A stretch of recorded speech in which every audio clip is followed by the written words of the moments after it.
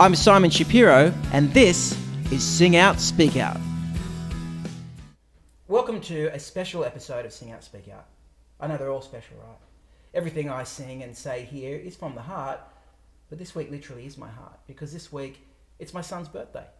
And even though it's a personal show where I share my life experiences and my thoughts, my feelings, I don't typically go into any detail with my family or other people in my life, because frankly it's not their story. This is my story, and it's not fair for me to involve them. They can tell their story when they want to. But I am a dad, and it's an important part of who I am. I want to share with you the song that I wrote for my son. I also want to share with you some of the things I've learnt this year about living with a 5-year-old. So here are my 5 F's of being 5. Fantasy. Kids are amazing at jumping into fantasy, not just make believe, but believe.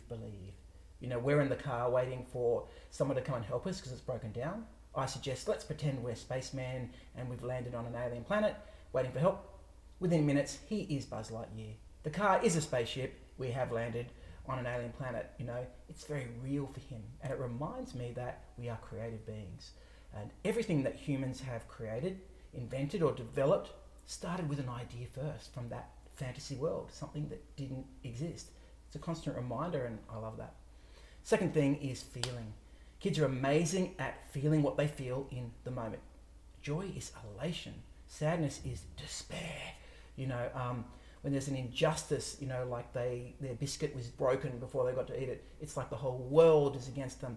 They feel what they feel, but they also let it go and move on to the next feeling, I think a lot more fluidly than a lot of adults can. The third thing is forgiveness. You know, my son was playing with his best friend in the playground yesterday. They fought over something or other because they both thought it was their turn on something, but they just moved on from that so quickly, forgived each other. You know, I know sometimes there are things that don't go to plan. You know, someone gets hurt or injured and they're angry and upset, but they move on and they forgive. We can learn that. Fear is the fourth thing. So, you know, the monster under the bed. The house is going to get sucked up into a vortex because of the storm. You know, or that favourite Spider-Man jumper is never going to be worn again because it got some barbecue sauce on it. And these fears seem irrational. And yet what it is a reminder that maybe a lot of our fears are irrational too, you know, because the fear that they have seems to be based more on possibility than probability, okay?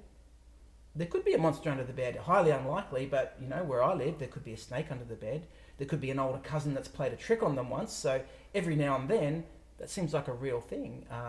Houses do get destroyed by fire and flood, so it's not impossible that the storm could lead to some sort of damage, and at some point that favourite Spider-Man jumper could get lost at the park, or it could get, you know, chewed up by the dog or damaged, you know. So it's not impossible, but it's not probable. So that reminds me as an adult to think of my own fears and think, am I fearful of this because it's likely to happen? You know, am I really going to lose my job because I present an idea that no one likes? You know, if you are in an abusive relationship and you leave, are you really never going to be loved again? You know, will all your friends abandon you because you decide you're going to get super fit and strong and that's not who they think you should be? You know, a lot of our fears generally are based on a possibility, not a probability. Now, the fifth thing, and the most important thing, is fun. 5-year-olds do fun so well. We can find fun absolutely anywhere and anywhere in anything. And that's what I wrote the song about. So I'm going to share it with you now. I hope you enjoy it. You don't need to be a parent to understand any of this, of course, because the young people around us can teach us so many amazing things, and we need to be open to it. And it's not really learning, it's relearning, I think. So I hope you have a wonderful week, and I'll see you again next week. The song's called 5 Again. It goes out to my beautiful boy and to the 5 and 6-year-old inside each and every one of us.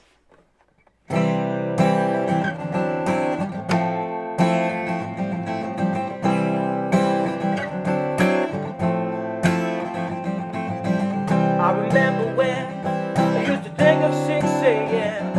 as an early start and not a long sleep in.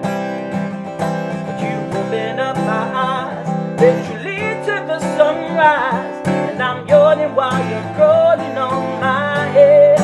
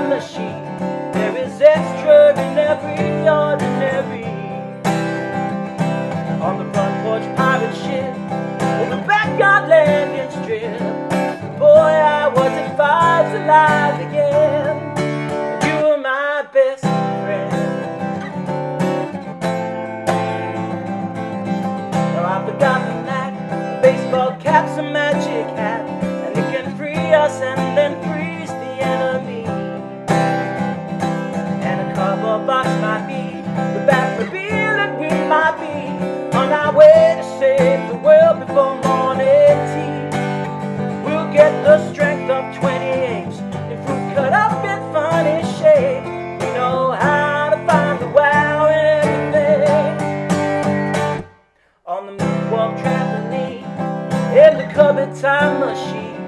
There is extra in every ordinary. On the front porch pirate ship, or the backyard landing strip, the boy I was at 5's alive again. You are my best friend.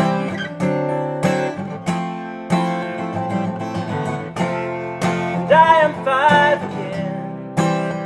Oh, the body's not so willing, but the love is kicking in.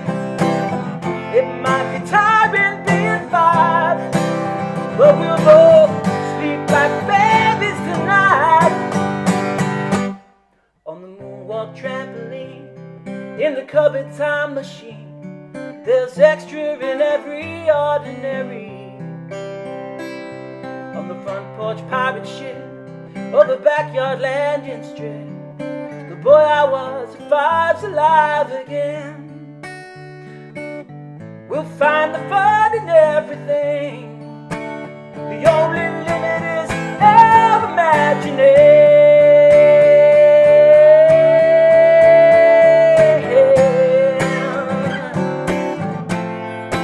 You are my best friend, yeah. And I am 5 again, again.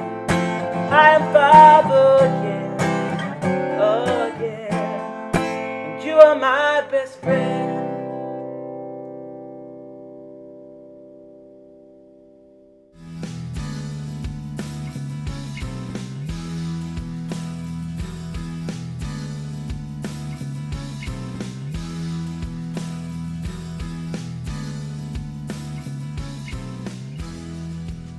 To all reluctant acrobats, pushovers and front door mats, searching